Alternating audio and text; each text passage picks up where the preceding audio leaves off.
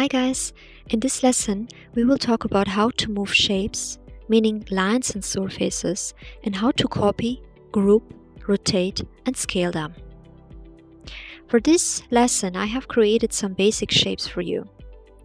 Now when I select my Move tool from my toolbar or clicking M on my keyboard and start moving a line, for instance, you will notice that the line is sticky to the whole rest of the shape. If I click on the surface, I can then move it. It helps to use your arrow keys to fixate an axis direction. I could also select the parts I want to move only. So when it comes to selecting, you will see that there is a difference when I start selecting from left to right and from right to left. Left to right only selects everything that is within the selection rectangle. If you go from right to left, it selects everything that the select tool touches.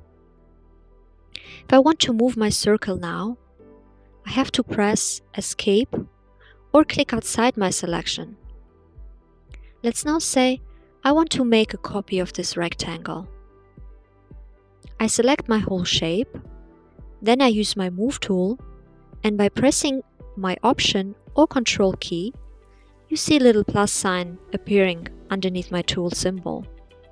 This indicates that I create a copy of exactly what I have selected.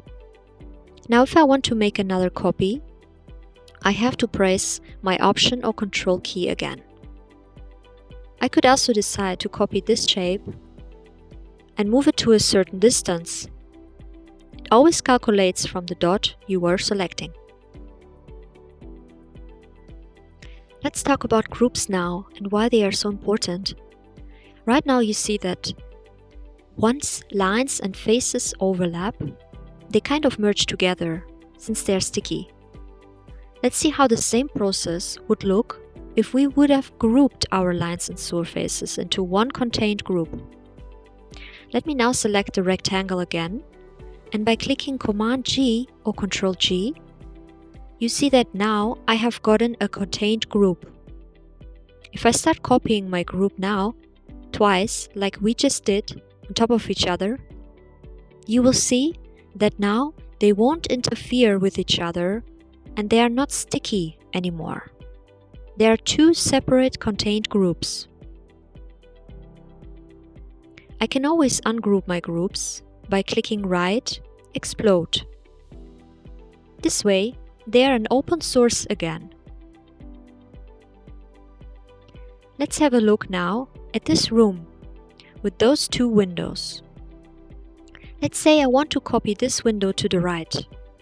I could either select all surfaces and use my Shift button to add more surfaces and then move and copy it. Just be careful to move it within the correct line, since right now, nothing is grouped. It means if you move it by accident here, your plan starts to divide. So it helps to group your windows before moving them.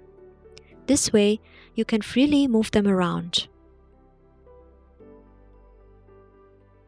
Now, if you haven't created any groups yet, and you do that while the windows are combined with the walls, you will see that the area underneath it will be cut out.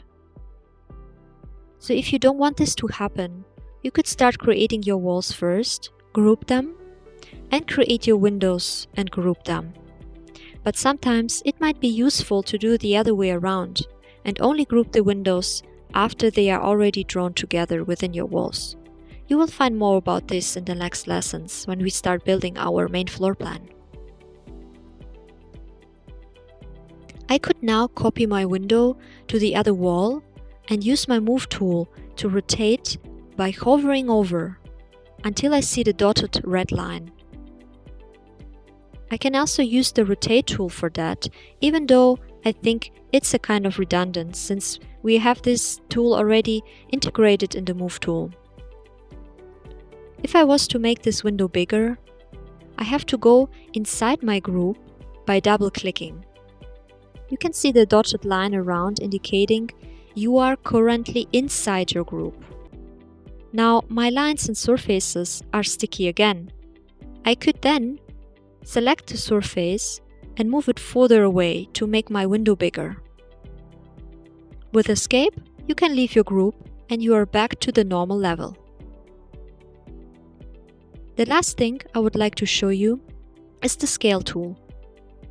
Now when I select my group, I can see 8 green dots around my group, showing me which direction I could scale my objects to. It's easy to scale rectangle shapes. Just be careful when scaling round shapes, as they start to distort. We will discuss the Scale tool further once we start working with furniture later in this course. So please go ahead, try out what we have just learned, and I will see you in the next lesson.